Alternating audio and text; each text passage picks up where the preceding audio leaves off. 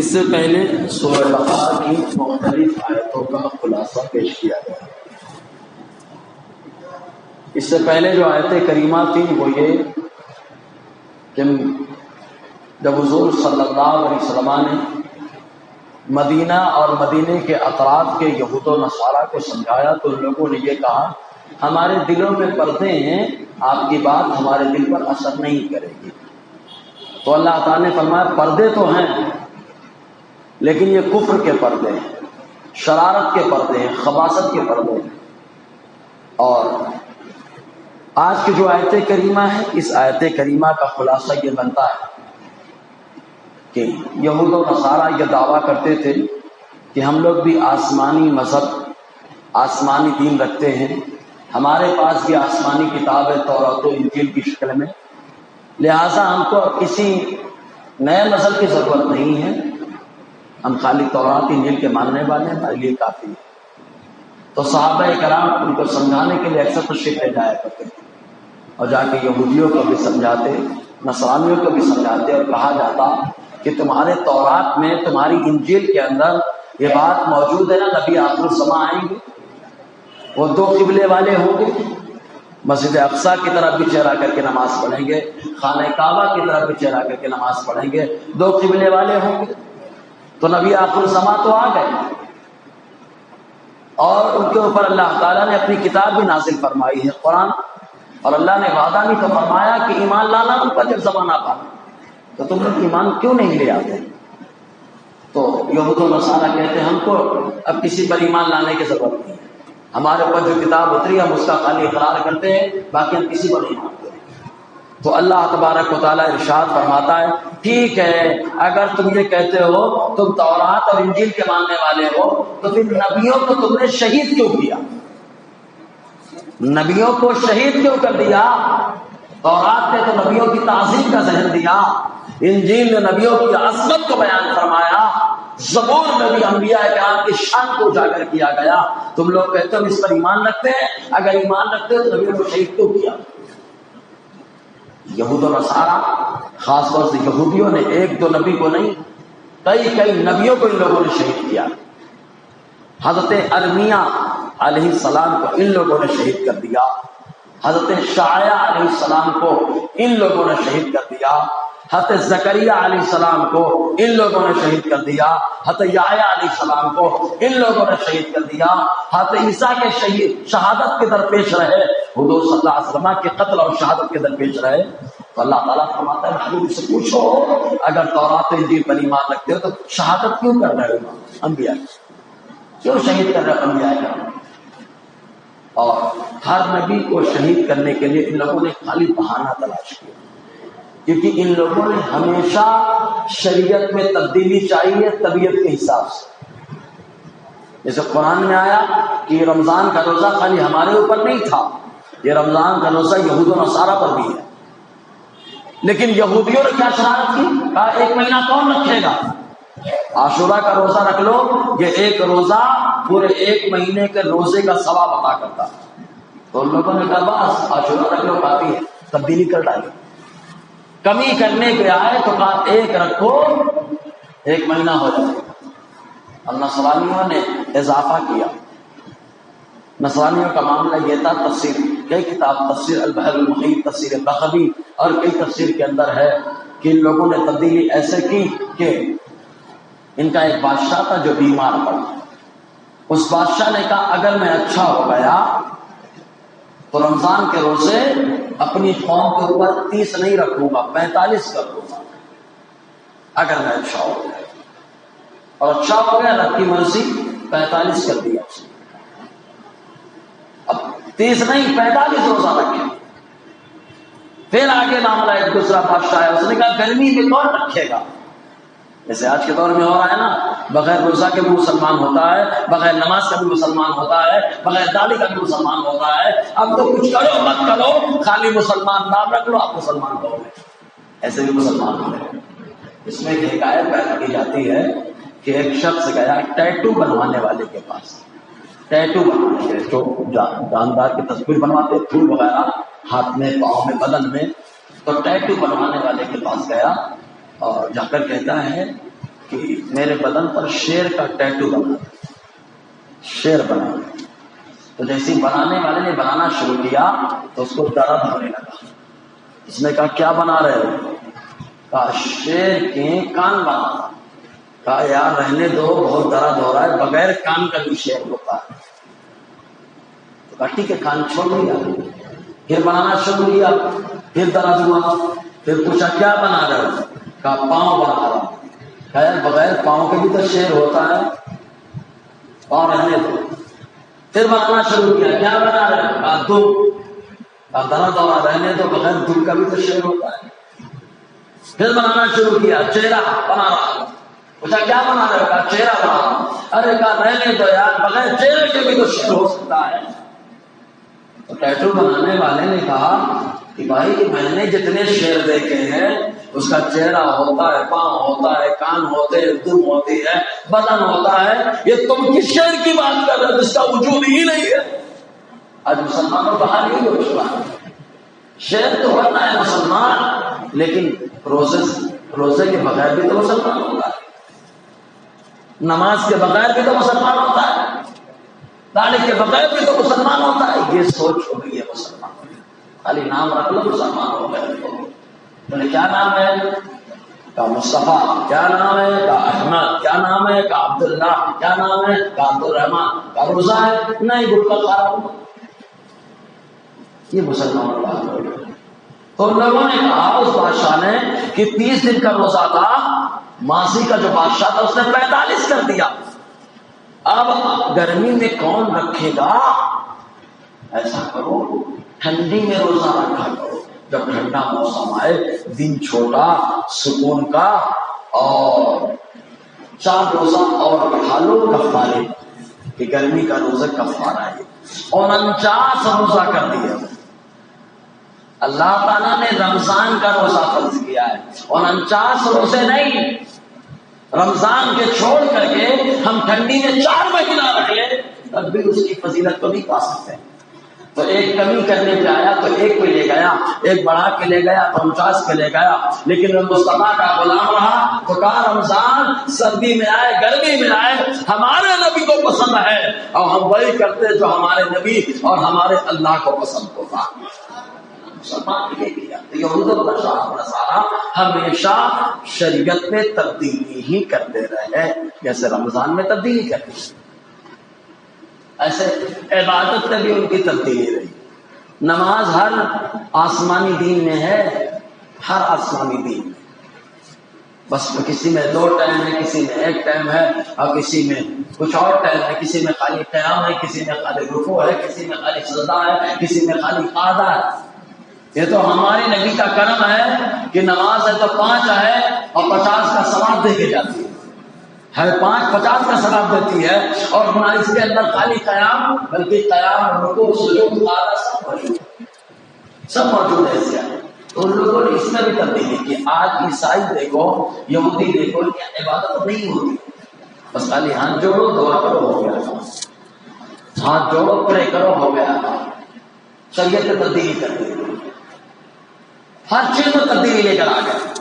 اب مسلمان بھی نقل کر رہا ہے. ان کی داڑھی ان کے یہاں پہ تھی، ان لوگوں نے داڑھی کو سترنگی بنا دیا، اب مسلمان بھی سترنگی بنا رہا ہے. رکھے گا لیکن ہیرو کی نقل، رکھے گا کرکٹر کی نقل، رکھے گا دوسروں کی نقل میں. ارے بابا ان کے نقل میں کیوں داڑھی رکھ رہا؟ جب رکھنا ہی ہے تو مصطفیٰ کی نقل کرتے ہوئے رکھنا چاہیے، آقا کی نقل کرتے رکھنا چاہیے. تبدیلی اس طریقے سے یہودیوں نے شرارت کی، اور یہودی اور نصرانیوں کی پرانی سازش تھی. ہم تو ڈوبے ہیں تمہیں نہیں ڈوبے، ہم تو برباد ہے تم کو برباد کر کے ہی چھوڑیں گے. وہ مسلمان کو خالی برباد کرنے میں لگے، شریعت سے دور کریں. تو انبیاء کو ان لوگوں نے شہید کیا. ایک واقعہ میں سنا چکا ہوں، اس سے پہلے پھر ریپیٹ کر دیتا ہوں کیونکہ کچھ چیزیں ریپیٹ کرنے سے فائدہ ہوتا ہے. حضرت زکریا حضرت یحییٰ علیہ السلام کو کیوں شہید کیا گیا؟ خالی طلاق کے مسئلے پہ شہید کیا گیا، بس خالی طلاق کے مسئلے پہ. علامہ ابن کثیر کی کتاب ہے قصص الانبیاء، عربی میں جو ہے میرے پاس موجود ہے، مترجم اصغر جمعہ گڑھی صاحب نے تو مارا گھٹنا پھوڑے صاحب. ترجمہ ذرا سا ہے، اضافہ خوب ہے، سمجھ رہے ہیں آپ؟ تو عربی اس کے اندر لکھا کہ معاملہ یہ ہوا تھا کہ ایک شخص نے جو بادشاہ کا بڑا قریبی تھا، اس کے اندر یہ بھی ہے کہ بادشاہ یا اس کا قریبی بہرحال جو بھی رہا، تو اس نے اپنی بیوی کو 3 طلاق دے دیا، 3 طلاق دے دیا۔ ہمارے یہاں غصہ آتا ہے تو 3 طلاق دینے کے بعد ہی ٹھنڈا ہوتا ہے، جب تک 3 طلاق نہیں دیتے ٹھنڈا ہوتا ہی نہیں غصہ۔ ارے ایک تو غصہ ٹھنڈا ہو جائے، 2 بھی ٹھنڈا ہو جائے، ٹھنڈا ہی نہیں ہوتا۔ تو 3 طلاق کو اس نے دے دیا۔ دینے کے بعد معاملہ پہنچا یحییٰ علیہ السلام کے پاس۔ پتہ یحییٰ علیہ السلام سے کہا گیا کہ کیا ہو؟ آپ نے فرمایا 3 طلاق پڑھ گئے، 3 طلاق واقع ہو گئے۔ وہ گیا جا کے بادشاہ کو بتایا، بادشاہ نے کہا ایسا نہیں ہو سکتا، یحییٰ کے اوپر دباؤ ڈالو کہ وہ مسئلہ بدلے، فتویٰ بدلنے کی فتویٰ میرے یا میرے قریبی کے بارے میں فتویٰ بدلنا پڑے گا۔ اب بتائیے بادشاہ ہے، دباؤ ڈالنا ہے فتویٰ بدلنے کے لیے۔ ہمارے لوگ ہوتے تو بولتے یار ہم دو کیا جان دو نا، کون اپنا کچھ ہوگا، کچھ فائدہ ہی ہو جائے گا، خاموش رہو۔ لیکن نبی نے بتا دیا فتویٰ ہے، ایک ہے تو کیا ہوا، شریعت ہے، اور شریعت کی حفاظت ہر آدمی نہیں کر پاتا ہے، کیونکہ شریعت اللہ کی ہے، اور اللہ تعالیٰ جس کو چاہتا ہے اس کو اپنی شریعت کی حفاظت کے لیے کھڑا کرتا ہے۔ ہر آدمی نہیں کر پاتا شریعت کی حفاظت، اس لیے تو وہ جو شریعت کے خلاف بھونک رہا ہے یا طبیعت میں چل رہا ہے شریعت کے خلاف، تو وہ غور کرے کہ کیا اللہ کے دین کی بغاوت کر رہا ہے کہ نہیں کر رہا ہے۔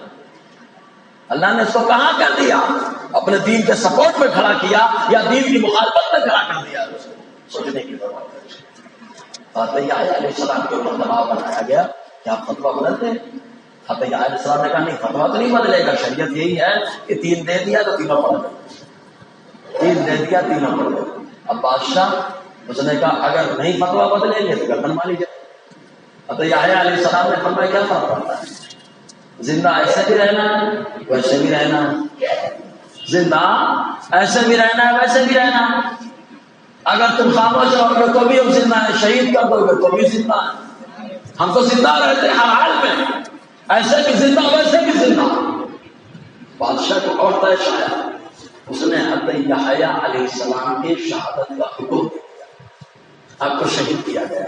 شہید کرنے کے بعد تھالی میں آپ کے سر اقدس کو رکھا گیا، اور رکھنے کے بعد بادشاہ کے دربار میں لایا گیا۔ تو معلوم ہے سر جب بدن سے جدا ہو جاتا ہے تو زبان میں طاقت نہیں رہتی بولنے کی، منہ کھلتا نہیں ہے، لیکن وہاں انبیاء کرام کا مقام، کیا شان ہے ان کی۔ حضرت یحییٰ علیہ السلام کی زبان سے وہاں بھی نکل رہا تھا کہ 3 طلاق پڑ گئی ہے، تیری بیوی تیرے اوپر حرام ہو چکی ہے۔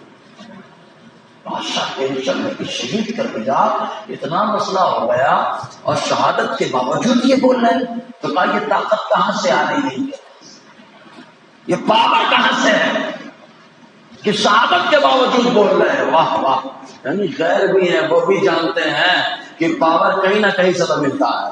ہم کہتے ہیں مسلمانوں کو پاور جہاں سے ملتا ہے اسے مدینہ راجدھانی کہا جاتا ہے۔ مسلمان اگر اپنے اندر روشنی چاہتا ہے، اپنے اندر بلب کو جلانا چاہتا ہے ایمان کے، تو مدینہ راجدھانی سے اس کو کنیکشن چھوڑنا پڑے گا، وہاں سے کنیکشن مضبوط رہے گا، بلب جلتا رہے گا، ایمان کی حرارت رہے گی، اور پھر دبدو بن کے بیٹھے گا نہیں کہ صبر کرو صبر کرو۔ ہر جگہ صبر نہیں ہے، کہیں کہیں پلٹ کے باہر بھی ہوگا، سمجھ رہے کہ نہیں آپ؟ ہر جگہ صبر نہیں ہے۔ آپ کی مسجد توڑ دی جائے، قرآن کی بے حرمتی کر دی جائے، مصطفیٰ کی عظمت سے کھیلا جائے، اللہ کی شان میں گستاخی کی جائے، پھر ان کہا جائے صبر کرو صبر کرو۔ بہرحال تو کہاں پاور کہاں سے آ رہا ہے، تحقیق کی گئی تو لوگوں نے بتایا ان کے والد حضرت زکریا کی طرف سے سارا پاور ان کو آیا۔ اور پاگلوں کو کیا معلوم کہ ادھر سے بھی پاور آ رہا ہے، اور وہ خود پاور ہاؤس ہے، وہ خود نبی ہے نا، وہ خود نبی ہے، نبی تو خود پاور ہاؤس ہوتا ہے، سارا پاور اس کے پاس ہوتا ہے۔ یہ اور بات ہے کہ دوسرا بھی پاور مل رہا ہے والد کی طرف سے۔ تو بادشاہ نے حکم دیا جیسے ان کو شہید کر دیا گیا ویسے ان کے والد کو بھی شہید کیا گیا۔ سپاہی نکل گئے شہید کرنے کے لیے، تلاش کرنے کے لیے، حضرت زکریا علیہ السلام کو خبر لگی آپ چل پڑے، معلوم نہیں کہ سپاہی آ گئے تو دیکھو اللہ تعالیٰ نے بتایا تبلیغ کی شان کیا ہے، دعوت کا فریضہ کیا ہے، اور شریعت کی محافظت میں قربانیاں کتنی دینی پڑتی ہیں۔ ورنہ حضرت زکریا نے جھاڑ سے کہا تھا اے جھاڑ پھٹ جا، میں تیرے اندر چھپنا چاہتا ہوں، جیسے جھاڑ سے کہا تھا ویسے اشارہ کرتے سپاہی بھی پھٹ جاتے، سپاہی بھی بن جاتے۔ لیکن اللہ تعالیٰ نے بتایا کہ شریعت کے حفاظت کے لیے کبھی کبھی اپنے جان کی قربانی بھی پیش کرنی پڑتی ہے، جیسے نبیوں نے پیش کی ہے، نبیوں نے شہادت کا جام دیا ہے، ہاں تو اور ہم کیا کیا، شریعت کی حفاظت یہ ہے۔ اور پہلے مسلمان شہادت کے لیے لڑتا تھا، اب شہرت کے لیے لڑتا ہے، میں کب جاؤں گا، اچھا اب کھولو، اچھا بینک بیلنس بنے گا، کوٹ کا، نوٹ کا، شہرت کا، اس کے لیے جاتا ہے۔ پہلے کس لیے جاتا تھا، جاؤ یا تو مسلمان جھنڈا لگا کے آئے گا فتح کا، اور یا تو جا کے شہادت روش کر کے آتا۔ جس کو حضرت زکریا علیہ السلام شک ہوا، اندر داخل ہو گئے، جیسے ہی گئے اس کے بعد گرگٹ ہمیشہ گرگٹ ہی رہا، اس کے اشارے سے حضرت زکریا کو شیک کیا گیا۔ تو اللہ تعالیٰ کیا فرماتا ہے، وَإِذَا قِيلَ لَهُمْ، اور جب ان سے کہا جاتا ہے آمینو، ایمان لاؤ، اس پر بما انزل اللہ، اس پر جو اللہ نے اتارا، کیونکہ اگر صحیح سے تورات پر ایمان لائیں گے تو قرآن پر بھی ایمان ہو جائے گا، صحیح سے انجیل پر ایمان لائیں گے تو قرآن پر بھی ایمان ہو جائے گا، کیونکہ انجیل کے اندر اور تورات کے اندر قرآن کا بھی ذکر ہے، صاحب قرآن کا بھی ذکر ہے۔ تو اللہ تعالیٰ فرماتا ہے اس پر جو اللہ نے اتارا، قرآن کو بھی اللہ نے اتارا، انجیل کو بھی اللہ نے اتارا، تورات کو بھی اللہ نے اتارا، ایمان لاؤ اس پر۔ قالوا، یہود و نصارا کہتے ہیں، نؤمن بما انزل علینا، ہم اس پر ایمان رکھتے ہیں جو ہم پر براہ راست، خالی اس کو مانتے ہیں، اس کے علاوہ نہیں۔ وَيَكْفُرُونَ بِمَا وَرَاءَهُ، اور اس کا انکار کرتے ہیں جو اس کے علاوہ۔ اللہ تعالیٰ فرماتا ہے وَهُوَ الْحَقُّ، جبکہ وہی حق ہے جس سے یہ انکار کرتا ہے۔ اچھا حق کہا گیا ہے، سچ نہیں کہا گیا، حالانکہ سچ بھی کہا جا سکتا ہے، لیکن حق اور سچ میں فرق ہے۔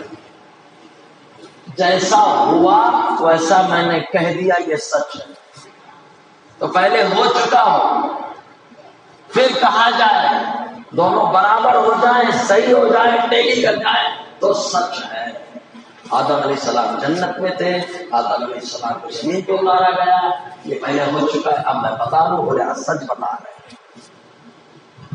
لیکن اگر پہلے کہا جائے ایسا ہوگا، ایسا ہوگا، ایسا ہوگا، ایسا ہوگا، ابھی ہوا نہیں ہے، ہوگا ہوگا ہوگا ہوگا، اور جب دن آئے کچھ اور ایسا ہوگا تو اس کو حق کہا جاتا ہے۔ اس کو کیا کہا جاتا ہے؟ حق۔ تو تورات نے پہلے کہہ دیا ایک نبی آئیں گے، سبحان اللہ۔ انجیل نے پہلے کہہ دیا ایک نبی آئیں گے، سب نے پہلے کہہ دیا آئیں گے آئیں گے آئیں گے، ایمان لانا آئیں گے، ایمان لانا مدد کرنا، تو سب نے پہلے کہہ دیا، مصطفیٰ نے آ کر کے اسی بات کی تصدیق کر دی، اسی کو حق کہا جاتا ہے۔ پہلے جو ہو چکا ہو اس کے مطابق کرنا یہ حق ہے۔ تو اللہ تعالیٰ فرماتا ہے وہ الحق، یہی قرآن حق ہے، یہی مصطفیٰ کی ذات حق ہے، یہی شریعت مصطفیٰ حق ہے۔ اللہ تعالیٰ فرماتا ہے کیوں؟ مصدقا لما معہم، کیونکہ یہ قرآن، یہ پیغمبر اس کی تصدیق کرتے ہیں جو ان کے ساتھ ہے، جو ان کے پاس ہے۔ تو جب ان لوگوں نے کہا خالی اسی پر ایمان رکھتے ہیں، اللہ تعالیٰ فرماتا ہے قل، محبوب سے فلما تقتلون انبیاء اللہ، کیوں تم انبیاء کو، اللہ کے نبیوں کو شہید کرتے رہے، کیوں شہید کرتے رہے؟ اب ایک سوال کا جواب بھی دے دیتا ہوں۔ ہمارا عقیدہ یہی ہے کہ اللہ تعالیٰ کے بتانے سے، علم دینے سے ہمارے نبی چھپی چیزوں کو جانتے ہیں، چھپی چیزوں کو جانتے ہیں، چھپی چیزوں کو بولا جاتا ہے غیب، اور مصطفیٰ اسی کو جانتے ہیں، اس لیے کہا جاتا ہے دانائے غیب، غیب کا جاننے والا۔ تو لوگوں نے ایک اعتراض کیا، اس کا جواب بھی یہیں سے دے دیا جائے۔ کا قبیلہ ریل زکوان قصیہ کے لوگ حضور کے پاس آئے، اور آنے کے بعد ان لوگوں نے کہا کہ آپ ہمارے قبیلے میں کچھ لوگوں کو اسلام کی تعلیمات دینے کے لیے، قرآن سکھانے کے لیے بھیج دیجیے۔ ہم ان کی مدد کریں گے، ان کے کھانے کا انتظام، ان کے رہنے کا انتظام، سارا انتظام ہمارے ہوگا۔ تو حضور نے ایک دو نہیں 70 بڑے بڑے قاری، اور حضور کے دور کا جو قاری ہوتا تھا وہ حافظ بھی ہوتا تھا، عالم بھی ہوتا تھا، مفتی بھی ہوتا تھا، 70 قاریوں کا انتخاب کیا کہ جاؤ قبیلہ رین، سکما اور سیاح میں تبلیغ کرو۔ بھیج دیا حضور نے۔ جب حضور نے بھیجا تو ان لوگوں نے دھوکہ دے دیا، قبیلہ رین، سکمان اور سیاح کے لوگوں نے دھوکہ دے دیا، صحابہ کو شہید کر دیا، 70 صحابہ کو شہید کیا۔ جب شہید کر دیا تو 1 مہینے تک مدینے میں آقا علیہ السلام فجر کی نماز کے وقت قنوت نازلہ پڑھتے رہے، 1 مہینے تک پڑھتے رہے۔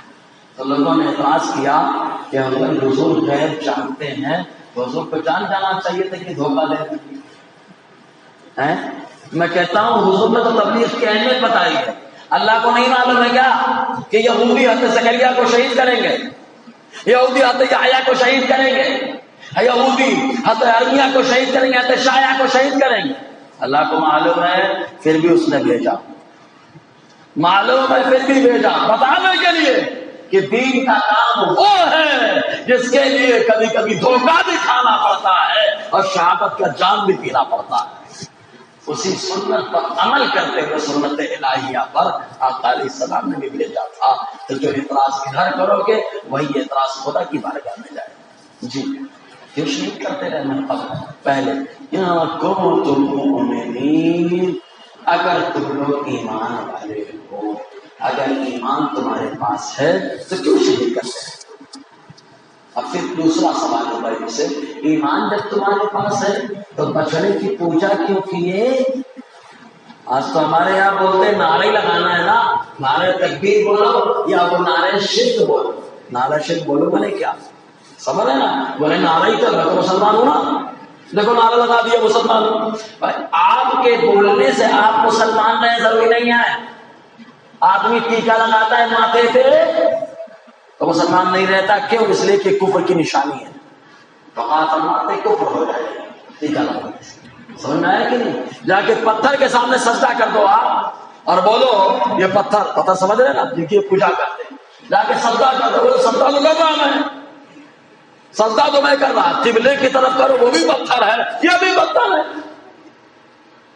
ہم کہیں گے پیارے سجدہ تو ہے بلا شبہ، لیکن ایک سجدہ عبادت ہے، ایک سجدہ شرک ہے۔